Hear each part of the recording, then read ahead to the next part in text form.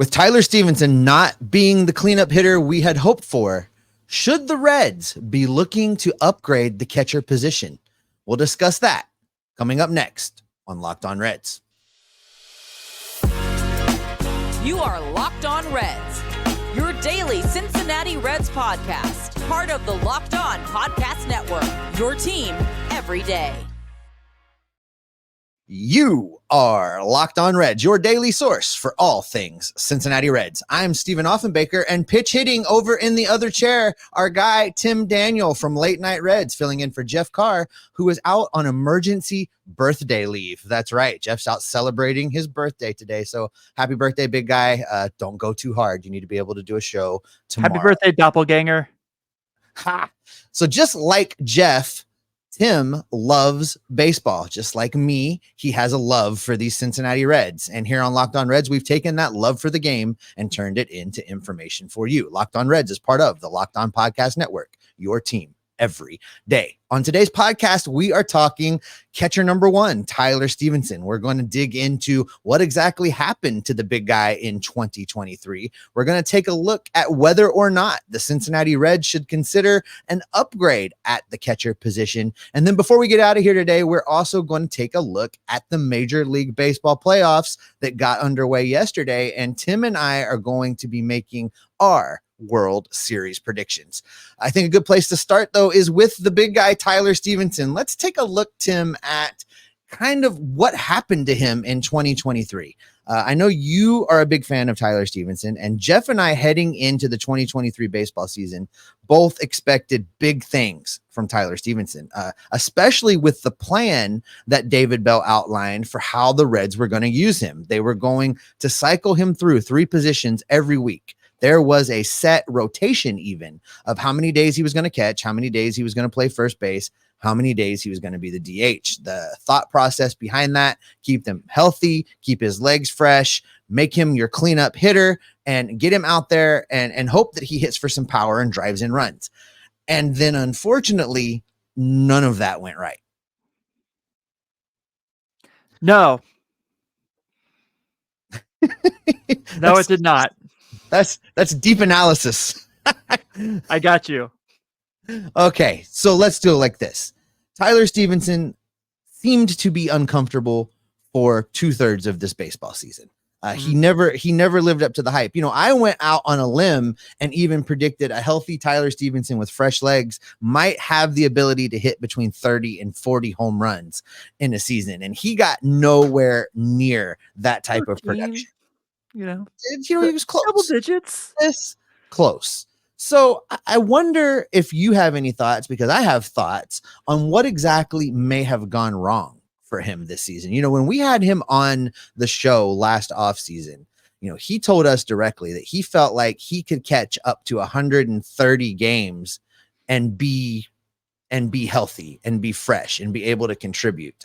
And even with the early rotation, and then the rotation didn't last long of him playing first base and designated hitter, he never really seemed to be able to get into a groove. And the times that he did catch, he didn't look, I don't know. He didn't look great behind the plate from a standpoint of being able to throw out runners, get the ball down. He's just fine working with the pitchers. And I don't mean that. I don't think he had a bad relationship with the pitching staff. I don't think that he lacks the ability to call a game. But defensively, being able to get runners in a season where running was being promoted, he looked like he was lacking a little bit. Yeah. So going back to what you were kind of mentioning earlier, just kind of how high you guys were on him, and all of us were, right? I mean, the outlier was this 2021 season that he did play a full year and looked tremendous. 2022, in the very, very short time he was on the field, he was great. Just, you know, whether it was a concussion or breaking his collarbone or anything like that. And so if you had given me one guy going into this season who's going to be the guy who's going to be good, if you had to take a guess, my guess would have been Tyler Stephenson. It was just a weird year for him. And like you mentioned, just this kind of circumstance where he never really looked comfortable. I don't know if he really loved the idea of the routine. I can't speak for him by any stretch, but it didn't seem like he was gung-ho excited about it. Like you mentioned, he really believed how many games he could catch. And I think he really stood by that. His numbers are really unique because the circumstance, if you go down and look at month by month, he started the year really, really good. April, he was awesome. I shouldn't say awesome. 769 OPS is above average, but pretty decent. June and July, pretty awesome. Pretty darn good. 867 in June, 783 in July. September and October seems like we're just kind of where things fell down yet again. It felt like every time he came up with a runner on first base, he got in the double plays. And I don't know if there's a fact or a stat that shows that. It just kind of felt like what it was. It seemed like Tyler Stephenson almost didn't make enough adjustments to when people making adjustments to him, right? This is baseball. This is the kind of the situation where it's a chess match out there, pitcher versus hitter. And, maybe people took those 2021 seasons, that very short glimpse of 2022, and they put a scouting report against him to get him out. And he did not adjust to his game to that. And I'm very confident that he can bounce back. I hope it's with this team in 2024. I think he deserves that shot. So I really do believe that this was just kind of just an odd year for him. I think people have those sometimes. And I think he's going to be a guy who is a high candidate to bounce back for 2024. I know a lot of people may not agree with me for that, but the skill set's there, the talent's there. Maybe just kind of a little spring cleaning of the mind, fall cleaning of the mind will get him back to the T-Steve that we expect him to be. I told you I was going to wildly speculate off air when I said we were going to do this segment. I'm going to wildly speculate as to what I think was going on with Tyler Stephenson. I'm excited for this. Number one, I don't think he was happy with the routine. He wants to be catcher number one. That's what he sees himself as. That's the job he prepares to do. I think he was unhappy.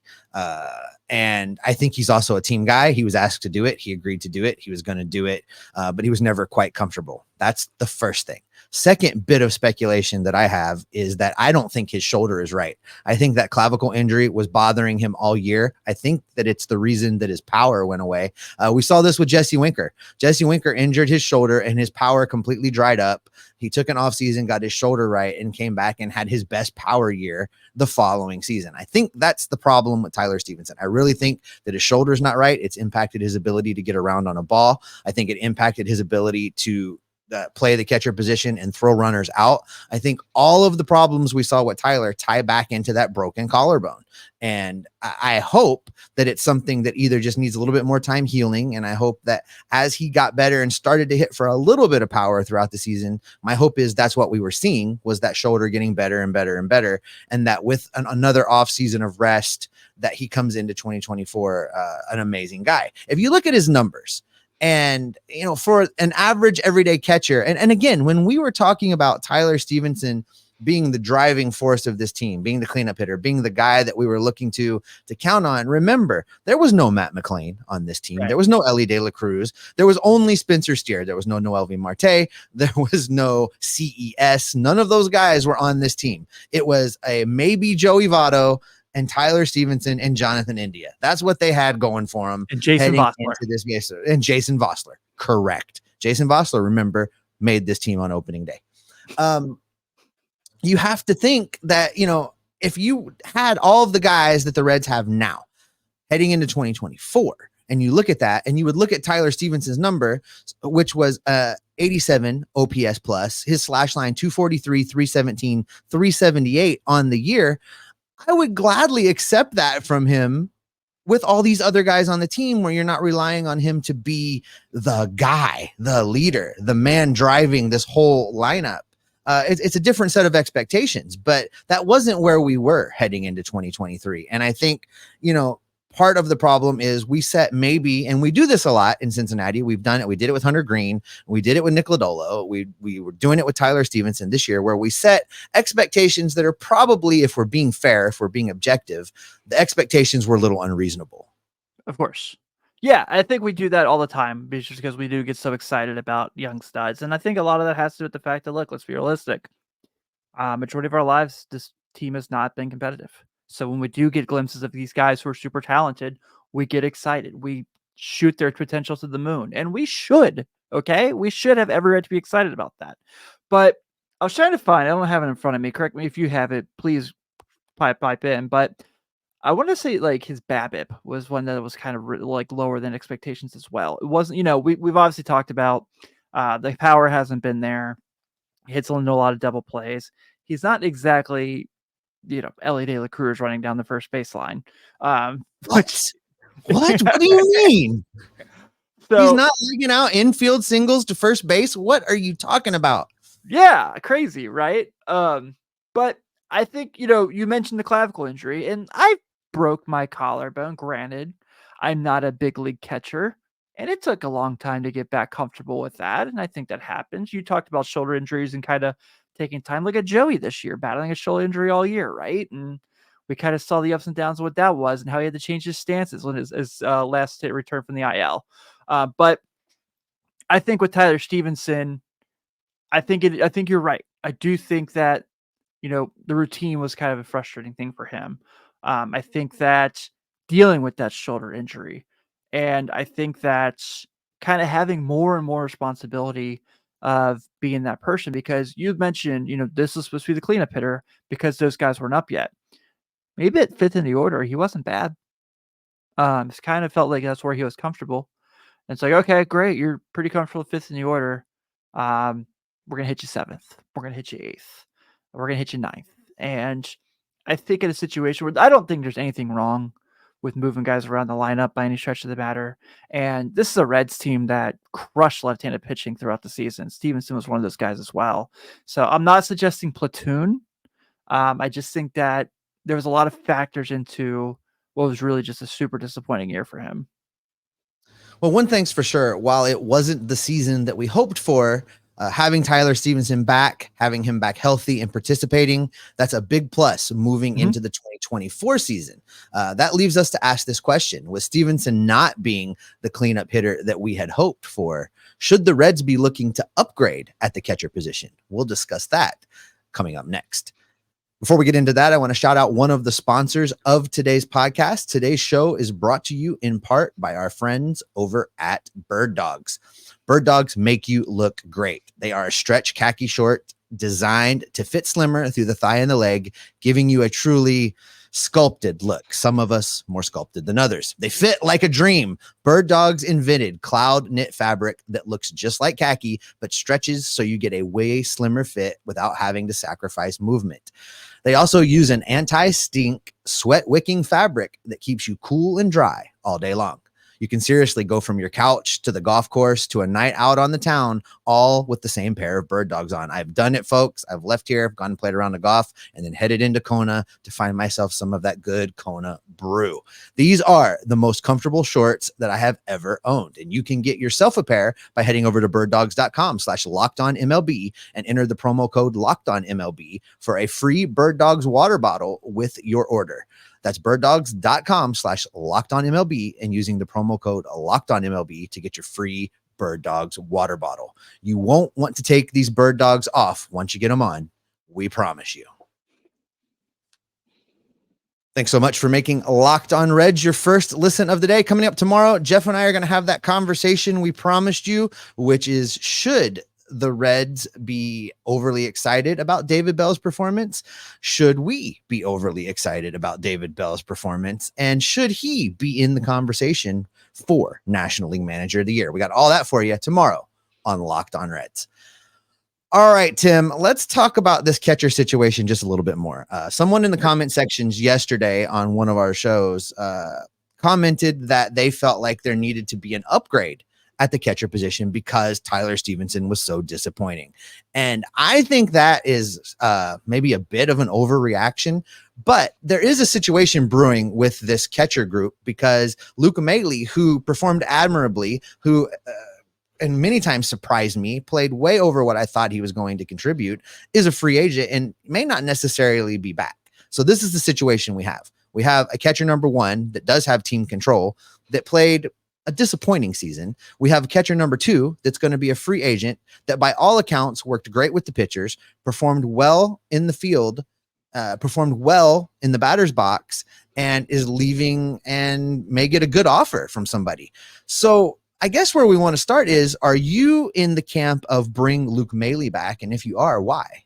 Absolutely. I think as far as a backup catcher, that's exactly what you want, right? And obviously a guy who has local ties, a guy who can, let's be honest, it's a business. The Castellans love selling tickets.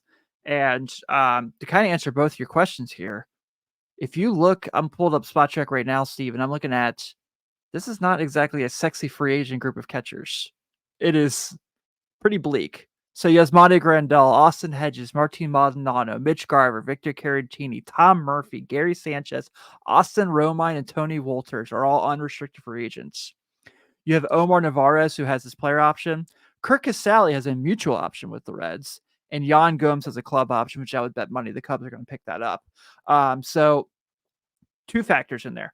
You can't upgrade because there's no team that's able to trade a second catcher right now. There's no one backing up Sean Murphy for the Braves who's better than Tyler Stephenson. It's just not a thing. There's no one backing up Patrick Bailey in San Francisco that's better or as good as Tyler Stevenson. Just not a thing. And the market's very bleak. So if you do lose Luke Maile, as far as your backup catcher, you're kind of in a rough situation. I think we're all excited about Alfredo Duno. He's a ways away. I mean, we're not talking about Alfredo Duno being here in 2024. And if we are, we got big problems. So I think, you've got to run it back. You've got to trust that he's going to improve. Maybe you figure out this thing with Kirk Casale more than you figure out Luke Maile and Tyler Stevenson, where you're not paying him. What's the option for next year? I just had it up. $6 million to have like 22 at bats in a month. No, I think, let's talk about Kirk Casale for a minute. I don't see any scenario. I don't see any scenario where the Reds pick up that option. He's going to become a free agent. And listen, I really feel like there was a wink and a nudge situation that took place in September.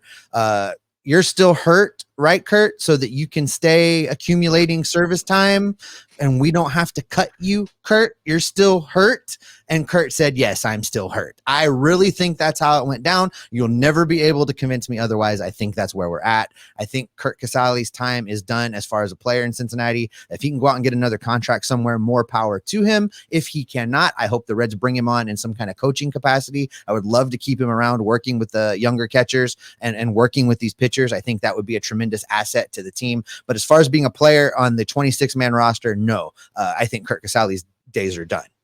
I agree. I think I have no issue with the original plan. I know a lot of people did not enjoy it.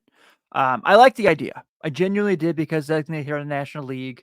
I thought you had different circumstances there where if you got to take Maile out of a game, you could still have Stevenson as DH, you have Casale, and it just didn't play out that way, right? I mean, like I joked, but what do you literally have, like 6 at-bats in June? Mm-hmm. Like something wild like that. And that goes to my point of when people are trying to say there's not enough at-bats for Joey Votto. They carried Kirk Casale for 6 months this year. So let's kind of call that what it is. But that's a different topic for a different conversation. I'm sure you can have me back on for that one if you want. But I think that with that case there, like we were kind of talking about, Casale's not an upgrade. You look at Gary Sanchez, who a lot of people had as amongst the top catchers in baseball. He caught for 3 teams this year. And according to Spot Check, his AAV next year is $9.1 million. There's no freaking way that guy is getting $9.1 million next year. And if he gets $9.1 million from Nick Krall in this new role, I'm very upset. So yeah, I think that, and if I don't see the Reds forking out the money for Mitch Garver. I also don't know if I want them forking out the money for Mitch Garver unless he is just designated hitter because it's, older Tyler Stevenson.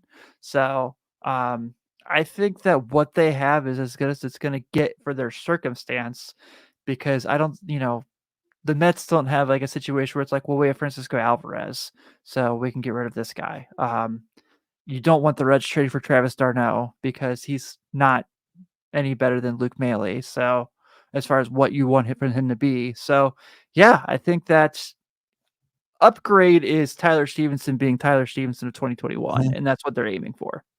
Yeah, and don't forget trading for a catcher, while not as expensive as trading for a pitcher, will still require a lot of prospect capital. That's not going to be cheap to go out and trade for a catcher. I think bringing back Luke Maile is going to be costly as far as signing a backup catcher, signing a number 2 catcher. We call it a backup catcher, but that guy's going to play a lot, whoever it is. So you're looking at that situation and looking at what Luke Maile did in Cincinnati in 2023. I mean, you may be shocked to learn that Luke Mailey's OPS plus was exactly the same as Tyler Stephenson. They both put up 87 OPS plus numbers. So that's 13% below league average. I think Tyler Stephenson is better than that. And if your backup guys 10 to 13% below league average, I'm okay with that. The other thing that you can't really quantify here, but that I think is important, is the fact that by bringing Luke Mailey back, you're bringing back a guy that already knows this young pitching staff, that already knows where their areas of weaknesses are, that already knows what they're working on, where they're struggling, what they're trying to accomplish. Another catcher coming in here is going to have to figure all of those things out and hopefully not muck it up when he's in the game. So I like it in that regard. So I think if it's a cost a little bit extra to bring Luke Mailey back than what you might normally be willing to pay, when you factor in things like that and you factor in what that market looks like that you just read, to me, it's a no-brainer. I mean, obviously, if he wants more money than Tyler Stephenson is making, we've got a problem. Right. But I think that if he doesn't, if he's, reasonably priced less than Tyler Stephenson, I think Nick Krall has to make that move. Yeah, I think too, the kind of thing that we're kind of discussing and the kind of overall emphasis of your point is comfortability, right? This is a guy, I talked about it earlier.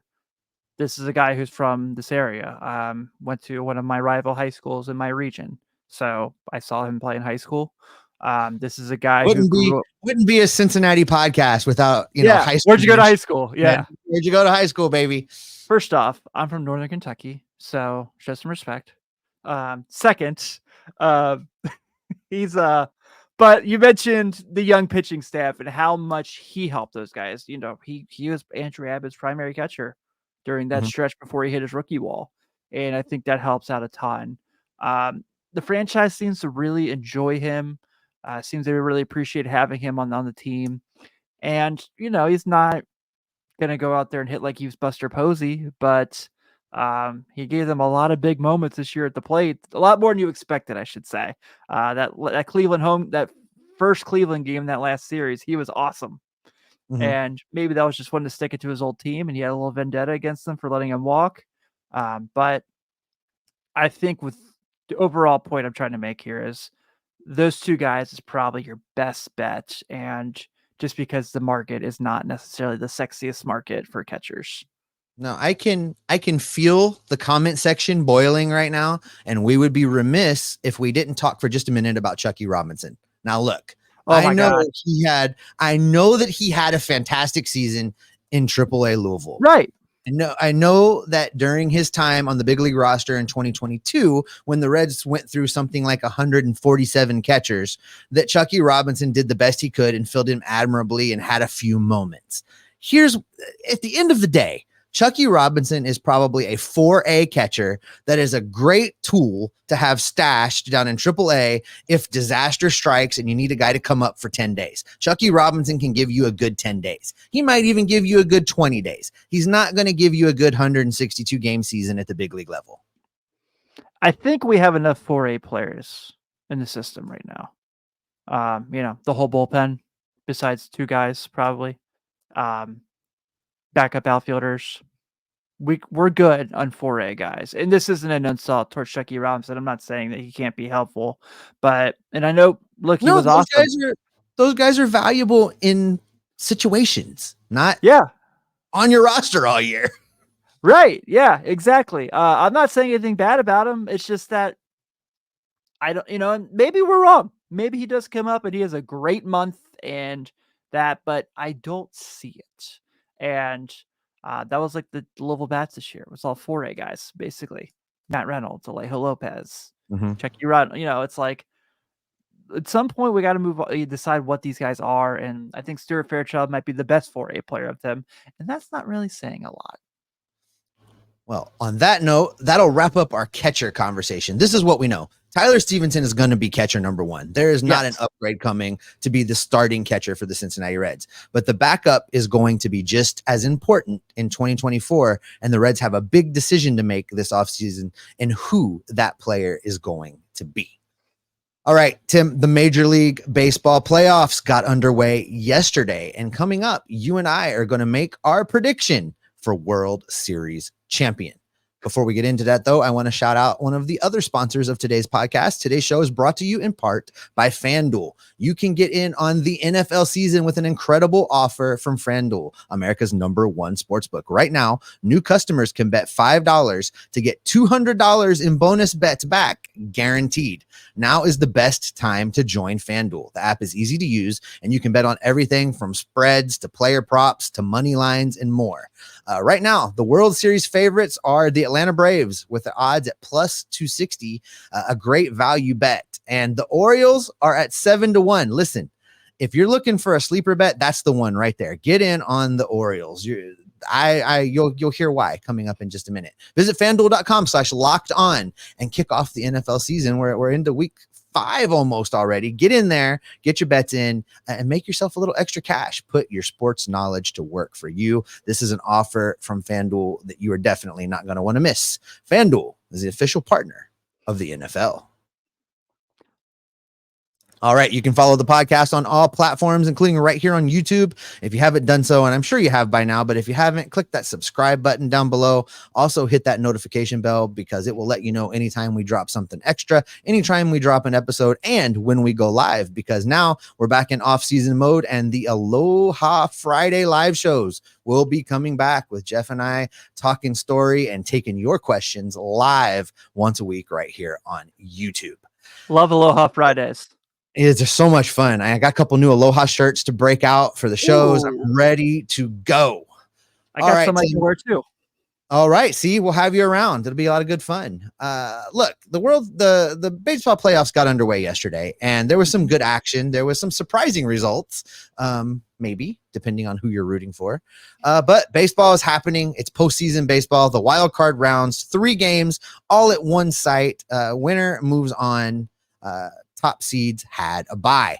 That brings us to having a little conversation about, with the Reds being out of it, who do you got? And I have typically been a, National League always kind of guy. If the Reds aren't involved, like, I want to stick with the National League. I want to support that. But there's been so much blurring of the lines over the years. And, now both leagues have the designated hitter, and it's basically the same style play all the way around. And I've kind of started to move off of that philosophy. So, I'm got a couple American League teams that I'm enamored with, and I would like to see either one of these teams manage to find their way into the World Series on the American League side. I've always had a little special place in my heart for the Texas Rangers. When I was in high school, I lived just south of Arlington for 3 of my 4 years of high school. And I listen, my senior year, I cut a lot of class and went up to Arlington to watch Rangers games and see pitchers come through. Most notably, a big group of us my senior year skipping school to go watch Roger Clemens pitch for the Blue Jays. I remember had a sub-2 ERA at the time. Good fun. But Texas has always had a special place in my heart. So I'd love to see them do well.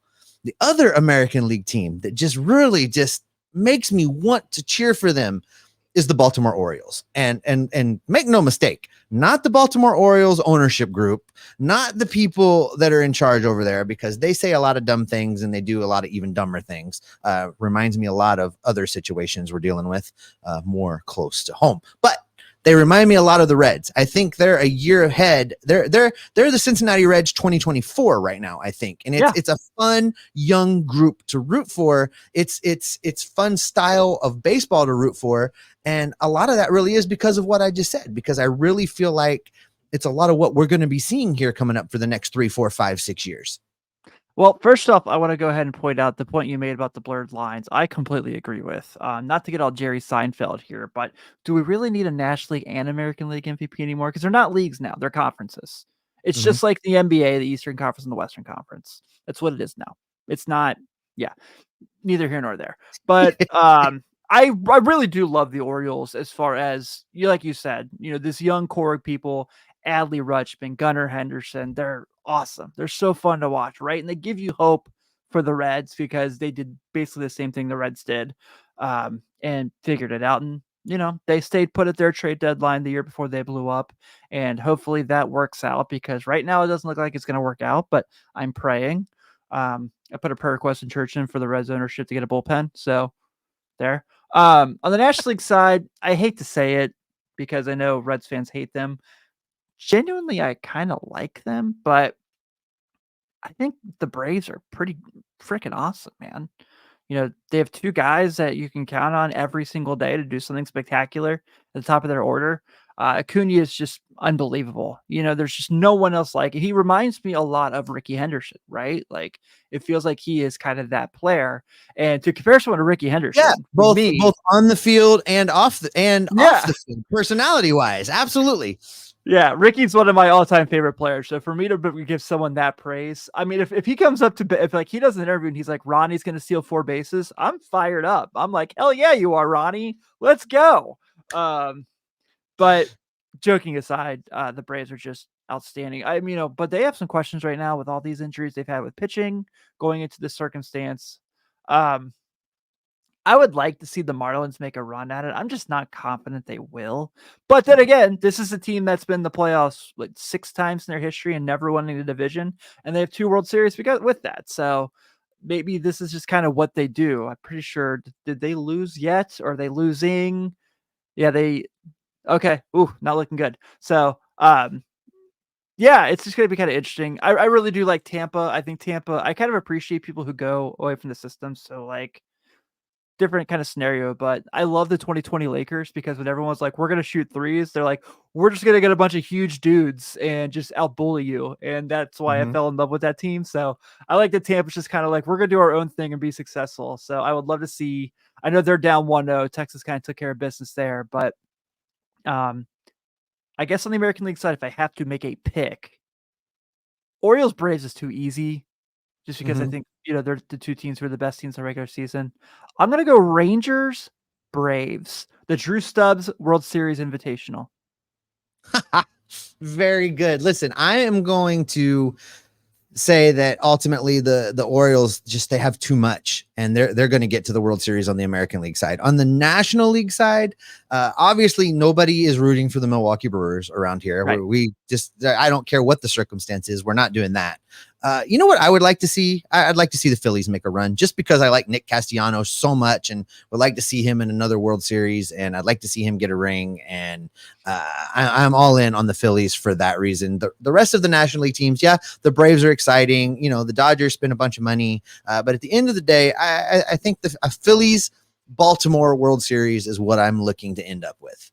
That feels very like 1982, doesn't it? Yeah. Just kind of like, it's like when you go back and you look at those old World Series, you're like, the Orioles played the Pirates in the World Series in the 70s. And you're like, oh, that was weird. Oh, I think that'll be a good stopping point for us here. Tim, thanks so much for being here. Before we get out of here, go ahead and plug what you got going on over on the Riverfront. Oh, thank you. I appreciate it. First off, always love to hang out on late night. I mean, I'm Locked On. That would be late nights, my show. But check me out. Yeah, every Sunday, 9 p.m. Eastern, myself and Ben Brown on Late Night Reds, part of the Riverfront. We are over there. And also, we do, of course, have the Riverfront Prime on Fridays for you guys in your streams with the Dotson brothers of Chad and Nate, the brothers of destruction, breaking down what's going on with the Reds. We're all sad that it's the off season because we had such a fun time this year. I just wish nothing more. We were talking about a playoff Reds team, but I do believe we're going to be seeing that pretty soon. So we're there doing this each and every week still. We love doing it. We love the Locked On team. We're really appreciative of them. Jeff was part of our live show that we did at the Stretch this year. So we're happy if we could be considered your guys' sister site, and we'll take it. All right. And on that note, we're going to go ahead and wrap up this edition of Locked On Reds. Tim, always great to have you here. We'll have you back again. Really appreciate you pinch hitting for the birthday boy. As always, thanks so much to you all for making Locked On Reds your first listen of today. Don't forget, Everydayers coming up. We're going to be discussing the pros, the cons, the good, the bad, and the ugly that was David Bell's 2023 managerial campaign. Until then, you can keep all of our feeds subscribed, because we're going to have you Locked On Reds every single day.